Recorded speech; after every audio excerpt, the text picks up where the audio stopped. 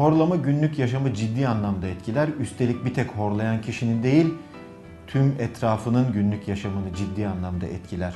Horlama sosyal bir problemdir. Horlayan kişi etkin bir uyku yaşayamaz. Dolayısıyla verimli bir uyku yaşayamayınca sabahları yorgun kalkar.